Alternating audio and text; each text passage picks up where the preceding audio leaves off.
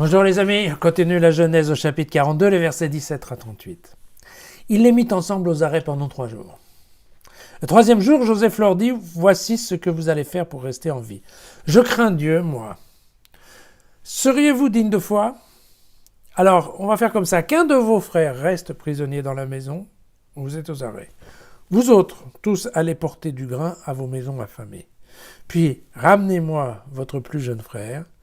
Vos dires seront vérifiés, vous ne mourrez pas. Et c'est ce qu'ils firent.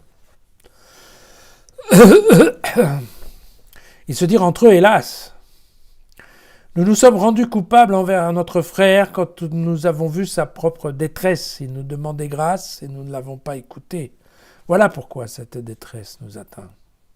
Et Ruben s'adressa à eux en leur disant, ne vous l'avais-je pas dit, ne faites aucun tort à cet enfant. Et vous ne m'avez pas écouté. Il est maintenant demandé compte de son sang. Ils ne savaient pas que Joseph comprenait, car l'interprète servait d'intermédiaire. Alors Joseph s'écarta d'eux pour pleurer, puis il revint à eux et leur parla. Il prit parmi eux Siméon et le fit lier sous leurs yeux.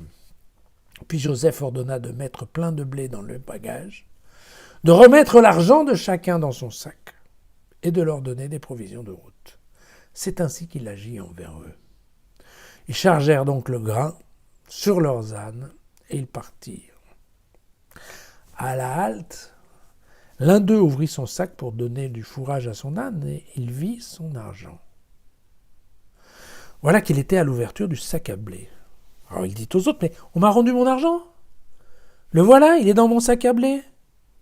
Alors le cœur leur manqua et, terrifiés, ils se dirent entre eux, mais qu'est-ce que Dieu nous a fait là?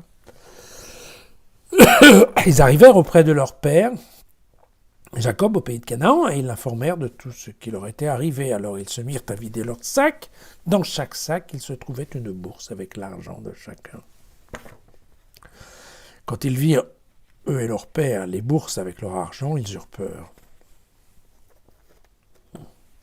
Leur père Jacob leur dit, mais vous voulez me priver d'enfants. Joseph n'est plus, Siméon n'est plus, et maintenant, Benjamin, vous voulez le prendre. Tout est contre moi. Ruben dit alors à son père, mais tu pourras faire mourir mes 2 fils si je ne te le ramène pas. Tiens-moi pour responsable, et moi, je te le ramènerai. Mon fils ne descendra pas avec vous, répliqua-t-il. Son frère est mort. Il est resté seul. S'il lui arrivait malheur sur la route par où vous allez partir, vous feriez descendre dans l'affliction ma tête chenue au séjour des morts. Quelle histoire! Quelle histoire!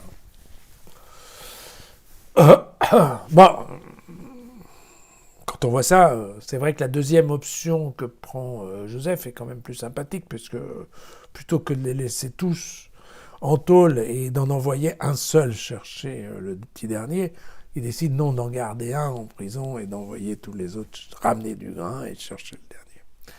Donc en effet, il est plutôt assez sympa. Et c'est vrai que c'est amusant parce que Siméon se retrouve ficelé exactement comme Joseph l'était dans la citerne. Voilà. Que les frères vont-ils faire? Comment vont-ils négocier? Et vous voyez que là, même avec Ruben qui essaye de... négocier avec son père, vous voyez que le père n'est pas d'accord. Il a vraiment la trouille, en fait, de perdre Benjamin, auquel il tient énormément. Et ils ont bien entendu ce remords qui vient en se disant « oulala ».